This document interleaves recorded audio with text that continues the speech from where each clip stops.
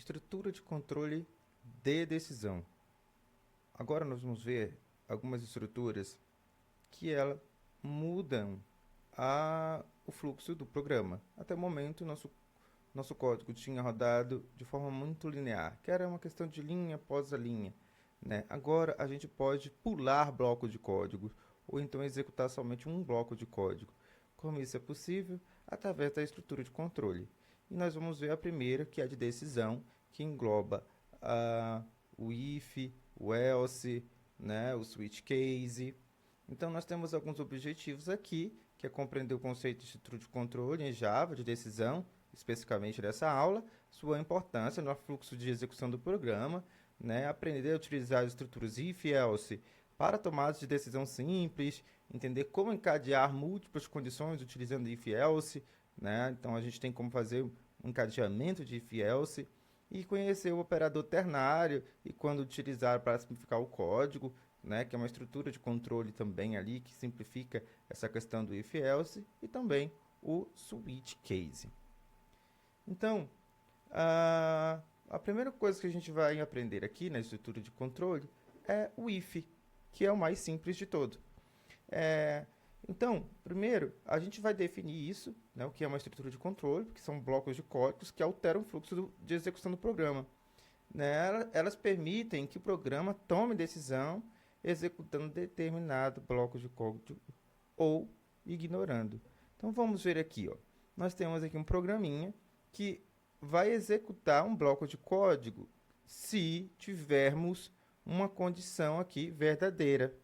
Tá vendo? Ó? Qual que é o intuito desse programa aqui? É verificar se uma idade ela é maior ou igual a 18. Se for verdadeiro, vai executar esse bloco de código que está aqui entre chaves. Então, se for verdadeiro, vai ser você maior de idade. E aqui a gente tem uma coisa muito importante que a gente já estudou, que são os operadores relacionais. Eu disse na aula de operador relacional que ele seria muito importante para a gente, porque ele tem uma expressão, né, compara duas expressões aqui e vai resultar em verdadeiro ou falso. Então, o que está acontecendo aqui é um verdadeiro ou falso. Tá? Então, sempre que for verdadeiro aqui no if, entre parênteses, vai executar esse código. Tá? Sempre que for verdadeiro. Então, se for falso, ele vai para a próxima linha, não executa. Então, é bastante importante a gente entender os operadores relacionais para saber o que vai resultar dali daquele conjunto de operadores, se vai ser verdadeiro ou falso. Uma vez que é verdadeiro, vai cair aqui dentro. Tá? E às vezes nós temos aqui um conjunto de expressões, sabe? E aí vários operadores relacionais. Então a gente tem que saber qual é a prioridade ali que está acontecendo, o que vai, porque no final o que vai resultar é verdadeiro ou falso. Então você tem que entender muito bem para escrever seu código aqui. Então vamos colocar isso para ver como é que funciona.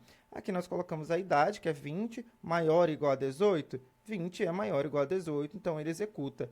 Eu vou fazer um exemplo com uma string, porque comparar string é um pouco diferente aqui. E eu vou fazer esse exemplo aqui com string. Exemplo, nosso exemplo 01 dentro da aula 8 aqui. Vamos fazer aqui o nosso código. Então, eu vou querer comparar dois nomes, tá? Para ver se está certo ou errado. E aí, a gente vai fazer isso porque o nome é string. Vou colocar aqui, vou fazer com método, tá? Então, eu vou colocar string, nome 1, aqui. Vou colocar José, tá? String, nome 2. Vou colocar José também, que é para o primeiro, para ser verdadeiro primeiro, né? E aí, eu vou fazer, vou chamar um método aqui, chama os nomes são iguais. E eu vou pedir para ele fazer aqui um retorno que vai ser, vou chamar um método agora, compara nome, bem aqui, tá? Compara nome, tem que fazer o método aqui, né? Vou colocar ele aqui, compara nome,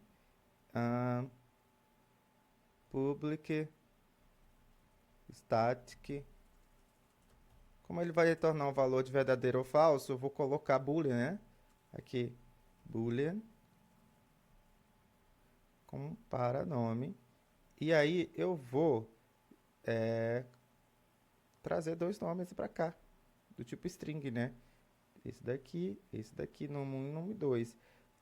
Então, apesar de eu ter repetido o mesmo nome lá de baixo, eles são diferentes, porque aqui é uma variável local, aqui são duas variáveis locais, o escopo é diferente, tá? E eu vou dar um return aqui, só para ele parar de dar um erro, tá? E a gente já conserta. Compare name. Vou passar os dois nomes aqui no método que ele está esperando, né? Os dois nomes. E agora aqui eu vou fazer realmente, né, a estrutura if, tá? Então eu vou colocar if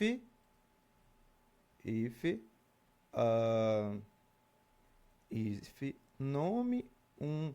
A gente pensa que comparar nomes a gente vai usar esses dois operadores que é de comparação, mas esses operadores aqui é só para números.